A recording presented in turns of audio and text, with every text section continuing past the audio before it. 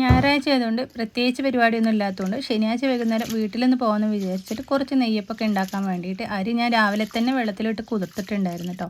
അപ്പോൾ ഇന്നിപ്പോൾ ഈ ഇതൊക്കെ ഉണ്ടാക്കുന്ന ഒരു വീഡിയോ എടുക്കാമെന്ന് വിചാരിച്ചിട്ടാണ്. അപ്പോൾ അരിയൊക്കെ കഴുകിയിട്ട് നെയ്യപ്പം ഉണ്ടാക്കി എടുക്കുകയാണ്. അപ്പോൾ ഞാൻ തലേ ദിവസം ഒന്നും അരച്ച് വെക്കുന്നില്ല, പെട്ടെന്ന് ഉണ്ടാക്കിയെടുത്തിട്ടുള്ളൊരു നെയ്യപ്പമാണ്. സോഡപ്പൊടിയോ അല്ലെങ്കിൽ വേറൊന്നും ചേർക്കാണ്ട് ഞാൻ അധികം നെയ്യപ്പം ഉണ്ടാക്കിയാൽ ചിലപ്പോൾ നന്നാവാറില്ല കേട്ടോ. അപ്പോൾ ഉമ്മ ഉണ്ടാക്കുന്ന ആ രീതിയിലൊന്ന് ഉണ്ടാക്കി നോക്കിയതാണ്. അപ്പോൾ അരിയൊക്കെ ഒരു 3-4 പ്രാവശ്യം നന്നായിട്ടൊന്ന് കഴുകി എടുത്തിട്ട് പിന്നെ ഒന്ന് വെള്ളം ഊരാൻ വേണ്ടിയിട്ട് ഒരു അരിപ്പ പാത്രത്തിലേക്ക് ഇട്ട് കൊടുക്കുന്നുണ്ട് കേട്ടോ. വെള്ളമൊക്കെ ഒന്ന് വാർന്നതിന് ശേഷം പിന്നെ അരച്ചെടുത്താൽ മതി. അങ്ങനെ ഇതാ അരിപ്പ പാത്രത്തിലേക്ക് ഇട്ട് കൊടുക്കുകയാണ് അരി. എന്നിട്ട് ഞാനിതൊരു 5 മിനിറ്റ് ഇങ്ങനെ തന്നെ വെക്കുകയാണ്. ഈ ഒരു സമയം കൊണ്ട് ശർക്കര ഒന്ന് ഉരുക്കി എടുക്കുന്നുണ്ട് കേട്ടോ. അപ്പോൾ നെയ്യപ്പൊക്കെ എല്ലാവർക്കും ഉണ്ടാക്കുന്ന അറിയാവുന്നതായിരിക്കും. അപ്പോൾ ഞാനിപ്പോൾ ഈ രീതിക്കാണ് കേട്ടോ നെയ്യപ്പം ഉണ്ടാക്കുന്നത്. എന്തായാലും ഇത് ഉണ്ടാക്കി കഴിഞ്ഞപ്പോൾ നല്ല സൂപ്പറായിട്ടുള്ള അടിപൊളി നെയ്യപ്പം തന്നെ ആയി കിട്ടിയിട്ടുണ്ട്. ഇനിയിപ്പോൾ ഇതാ മധുരത്തിന് ആവശ്യമായിട്ടുള്ള ശർക്കര മധുരമൊക്കെ നമുക്ക് എത്രയാണോ വേണ്ടതെന്ന് വെച്ചിട്ട് അതിനനുസരിച്ചൊക്കെ എടുത്താൽ മതി കേട്ടോ. നെയ്യപ്പൊക്കെ ആകുമ്പോൾ കുറച്ച് മധുരം വേണമല്ലോ.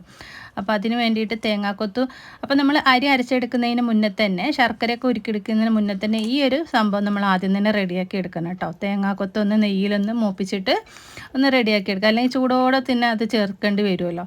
അപ്പോൾ ലാസ്റ്റ് ചെയ്യുന്നതിനേക്കാളും ആദ്യം തന്നെ ഇതൊന്ന് ചെയ്ത് വെച്ചാൽ മതി. ഇനിയിപ്പോൾ ഇതാ അരി ഒന്ന് മിക്സിയുടെ ജാറിലേക്ക് ഇട്ടിട്ട് അരച്ചെടുക്കുകയാണ് ചെയ്യുന്നത്. അപ്പോൾ ശർക്കര ചൂടോടെയാണ് കേട്ടോ ഞാനിതിലേക്ക് ഒഴിച്ചു കൊടുക്കുന്നത്. തിളച്ച പാടല്ല, ഒന്ന് തണുപ്പിച്ചെടുത്തിട്ട് ചെറിയൊരു ചൂടുണ്ട്. ഇനി ഇതിലേക്കൊരു 2 ടേബിൾ സ്പൂൺ ചോറാണ് ചേർത്ത് കൊടുക്കുന്നത്. ചോറും കൂടി ചേർത്ത് കൊടുത്തിട്ട് നമ്മളിതിലേക്ക് 2 ഏലക്കായ ഇട്ട് കൊടുക്കുന്നുണ്ട്. ശർക്കരയും കൂടി ഒഴിച്ച് കൊടുത്തിട്ട് അരച്ചെടുക്കുന്നുണ്ട്. അപ്പോൾ കുറച്ച് കട്ടിക്കാണ് ഞാൻ ഈ ഒരു മാവ് അരച്ചെടുത്തിട്ടുള്ളത്. മാവ് ഇതാ അരച്ചെടുത്തിട്ടുണ്ട്. 2 ഭാഗമായിട്ട് ഞാനൊന്ന് അരച്ചെടുക്കാൻ കേട്ടോ. ഇനി മൂന്നാമത് നമ്മൾ കുറച്ച് ഗോതമ്പ് പൊടിയും കൂടി ആ ശർക്കര പാനിയിലൊന്ന് അരച്ചെടുക്കുന്നുണ്ട്. അടിച്ചെടുത്തിട്ട് ഇതിലേക്ക് ചേർത്ത് കൊടുത്താൽ മതി. അപ്പോൾ ഞാനിപ്പോൾ ഒരു കാൽ കപ്പ് പറഞ്ഞാൽ ഒരു 3-4 ടേബിൾ സ്പൂൺ ഗോതമ്പ് പൊടി നന്നായിട്ട് കട്ടിക്ക് അരച്ചെടുത്തിട്ട് ഇതിലേക്ക് ഒഴിച്ച് കൊടുക്കുന്നുണ്ട്. വേറെ ഒന്നും തന്നെ ഇതിലേക്ക് ചേർക്കുന്നില്ല. 2 ടേബിൾ സ്പൂൺ ചോറും ഒരു 3 ടേബിൾ സ്പൂണ് ഗോതമ്പ് പൊടി ഇട്ട് കൊടുത്തിട്ടുണ്ട്. ഇനി ഉപ്പും കൂടി ഇട്ടിട്ട് മാവൊന്ന് മിക്സ് ചെയ്ത് കൊടുക്കാം. ബേക്കിംഗ് സോഡ ഒന്നും തന്നെ ഇതിലേക്ക് ചേർത്ത് കൊടുത്തിട്ടില്ല കേട്ടോ. ഞാനിതിപ്പോൾ അരച്ച പാട് തന്നെയാണ് ഉണ്ടാക്കി എടുക്കുകയാണ്. എനിക്ക് സമയം പോകുന്നത് കൊണ്ട് ഇത് റെസ്റ്റ് ചെയ്യാനൊന്നും വെക്കാനുള്ള നേരമൊന്നുമില്ല. ഉണ്ടാക്കിയെടുത്ത് ഞങ്ങൾ ഇവിടുന്ന് പുറപ്പെട്ടപ്പോൾ നേരം ഒരുപാടായി കേട്ടോ. അപ്പോൾ തേങ്ങാക്കൊത്തും കുറച്ച് എള്ളും നെയ്യിൽ ഞാൻ ആദ്യം തന്നെ മൂപ്പിച്ചെടുത്തിട്ടുണ്ടായിരുന്നു. അത് ഇതിലേക്ക് ചേർത്ത് കൊടുക്കുന്നുണ്ട്. ഇനിയിപ്പോൾ നെയ്യപ്പൊക്കെ ഉണ്ടാക്കാനായിട്ട് നിൽക്കുകയാണ്. അപ്പോൾ ഞാൻ തീ കത്തിച്ച് അടുപ്പിൽ വെക്കാമെന്ന് വിചാരിച്ചപ്പോൾ കുറേ സമയമാവുമല്ലോ എന്ന് വിചാരിച്ചിട്ട് ഗ്യാസുമ്മ തന്നെയാണ് ചുട്ടെടുത്ത് കേട്ടോ. അപ്പോൾ ഓയിൽ ഒരുപാട് ചൂടാവരുത്, എല്ലാവർക്കും അറിയാമല്ലോ. ഒരുപാട് ചൂടായിട്ടുണ്ടെങ്കിൽ നെയ്യപ്പം ഒഴിച്ചിട്ടുണ്ടെങ്കിൽ ഒന്നാകെ മാവ് കണ്ട് പരന്ന് നെയ്യപ്പത്തിൻ്റെ ആ ഒരു ഷേപ്പിലൊന്നും കിട്ടില്ല. അപ്പോൾ കുറഞ്ഞ ചൂടിൽ വെച്ചിട്ട് ഈ ഒരു ട്രിക്കൊക്കെ എനിക്ക് സെൽമ പറഞ്ഞതാണ് കേട്ടോ. ഈസി കുക്കിങ്ങിൽ സെൽമ പറഞ്ഞതാണ്. അപ്പോൾ ഇത് മാവ് ഒഴിച്ച് കൊടുത്തിട്ട് നമ്മൾ ഒരു 5 മിനിറ്റ് കഴിയുമ്പോൾ അത് നെയ്യപ്പം മുകളിലേക്ക് ഇങ്ങനെ പൊങ്ങി വരും. പിന്നീട് നമ്മൾ മറച്ചിട്ടാൽ മതി കേട്ടോ.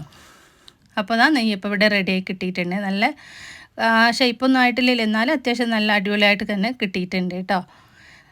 നല്ല പഞ്ഞി പോലെ നെയ്യപ്പം തന്നെയാണ് കേട്ടോ. ഉള്ളൊക്കെ നല്ല ആരെടുത്ത പോലെ നല്ല സോഫ്റ്റ് ആയിട്ടുള്ളൊരു അപ്പം തന്നെയാണ് നമുക്ക് ഇവിടെ ഉണ്ടാക്കി എടുത്തിട്ടുള്ളത്. ബാക്കിയുള്ളത് ഞാൻ ഓരോന്നായിട്ട് കുറച്ച് ഗ്ലാസ്സിൽ ഇതുപോലെ ഒന്ന് ഒഴിച്ചെടുത്തിട്ടുണ്ടായിരുന്നു, കറക്റ്റ് ഷേപ്പ് ഇടാൻ വേണ്ടിയിട്ട്.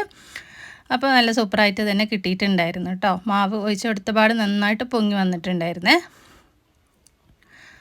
അങ്ങനെ നെയ്യപ്പൊക്കെ ചുട്ടെടുത്തത് അവിടെ റെഡിയാക്കി എടുത്തിട്ടുണ്ട്. വീട്ടിലേക്ക് ഉമ്മാക്ക് കൊണ്ടുപോകാൻ വേണ്ടിയിട്ട് ഉണ്ടാക്കിയതാണ്. അനിയത്തിക്കും കുറച്ച് കൊടുക്കാമെന്നൊക്കെ വിചാരിച്ചിട്ട്. അപ്പോൾ ഉമ്മ ഉണ്ടാക്കുന്ന ആ നെയ്യപ്പത്തിൻ്റെ അത്ര ടേസ്റ്റൊന്നും എന്തായാലും ഉണ്ടാവില്ല കേട്ടോ. എന്നാലും നല്ല ടേസ്റ്റ് ഉണ്ടെന്നൊക്കെ പറഞ്ഞിട്ടുണ്ടായിരുന്നു കേട്ടോ ഉമ്മ.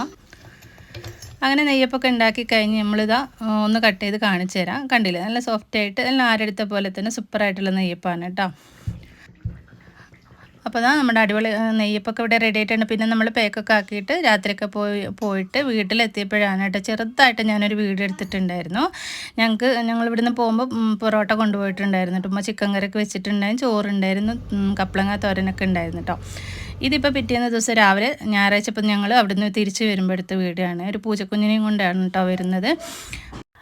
അങ്ങനെ നമ്മൾ ഇന്ന് ഉച്ചക്കത്തെ പരിപാടി കേട്ടോ. കുറച്ച് ബിരിയാണി ഉണ്ടാക്കാമെന്ന് വിചാരിച്ചിട്ട് ഞാൻ ഇന്നിപ്പോൾ ഗ്യാസുമ്മ തന്നെ എല്ലാണ്ട് റെഡിയാക്കി എടുത്തിട്ടോ. ഇന്നിപ്പോൾ കുറച്ച് നേരം വൈകിയത് കൊണ്ട് അങ്ങനെ ബിരിയാണിയൊക്കെ നമ്മൾ മുന്നേ ഒരുപാട് കാണിച്ചതല്ല, ഡീറ്റെയിൽ ആയിട്ടൊന്നും കാണിച്ചിട്ടില്ല.